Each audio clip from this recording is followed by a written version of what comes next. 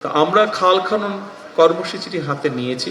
এই কর্মসূচি শুধু দিনাজপুর নয়, সমগ্র বাংলাদেশে। আমরা বলেছি বাংলাদেশের মানুষকে নির্বাচনের আগে আমাদের পরিকল্পনা রয়েছে। খালে পানি থাকছে না, কিন্তু পানিটা সাইডে চলে যাচ্ছে বর্ষাকালে। বাংলাদেশের মানুষের কাছে আমরা যে ওয়াদাগুলো করেছিলাম, সেই ওয়াদাগুলোর কতগুলো ওয়াদা আমরা ইতিমধ্যে কাজ শুরু করেছি। যেমন আজকে এই দিনাজপুর জেলা কাহরোল সেই এলাকা থেকে আমরা আমাদের খাল খনন কর্মসূচির কাজটি শুরু করেছি। এখানে ডিসি সাহেব ওনার বক্তব্যে একটি কথা বলেছেন, যেহেতু দিনাজপুর অঞ্চলটি এলাকাটি সমুদ্রপৃষ্ঠ থেকে উপর দিকে, সেই জন্য এখানে পানির সমস্যা হয়। তবে নিশ্চয়ই বাই নাও আপনারা জানেন, অনেকেরই ধারণা আছে যে এই পানির সমস্যাটা শুধুমাত্র দিনাজপুর এলাকায় নয়, সামগ্রিকভাবে সমগ্র বাংলাদেশেই কম বেশি পানির সমস্যাটা কিছুটা দেখা দিয়েছে। তার কারণ হচ্ছে অনেকগুলো বছর ধরে আমাদের নদী নালা খালগুলো বন্ধ হয়ে গিয়েছে বা ভরাট হয়ে গিয়েছে, এবং ভরাট হয়ে যাবার কারণে এখানে শুষ্ক মৌসুমে পানি থাকছে না।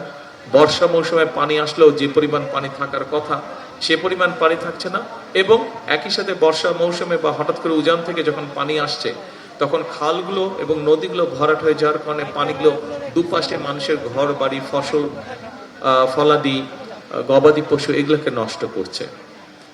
তো আমরা খাল খনন কর্মসূচিটি হাতে নিয়েছি। এই কর্মসূচি শুধু দিনাজপুর নয়, সমগ্র বাংলাদেশে। আমরা বলেছি বাংলাদেশের মানুষকে নির্বাচনের আগে আমাদের পরিকল্পনা রয়েছে যে আগামী 5 বছরে আমরা প্রায় 20,000 কিলোমিটার খাল খনন করব। আপনারা নিজেদের এলাকাতেই যদি চিন্তা করেন, এই যেই কথাটা আমি বললাম যে খালে পানি থাকছে না, কিন্তু পানিটা সাইডে চলে যাচ্ছে বর্ষাকালে। যখন পানিটা প্রয়োজন শুষ্ক মৌসুমে, সেই সময় শুকনা থাকছে খাল, পানি শূন্য থাকছে, ফলে জমি আবাদ করতে সমস্যা হচ্ছে।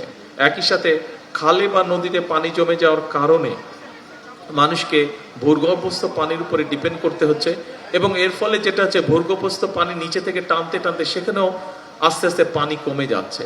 আজকে থেকে 20 বছর আগে আমরা যতটুকু নলকূপ খনন করার জন্য যতটুকু গভীরে যেতে হতো, এখন অনেক বেশি যেতে হয়। আর তখন যদি 100-150 ফিটের পানি পাওয়া যেত, এখন হয়তো 600-700 ফিট নিচে যেতে হয়, তারপরে পানি পাওয়া যায়, যেটা একটা আস্তে আস্তে একটি ভয়াবহ পরিস্থিতির দিকে আমরা যাচ্ছি।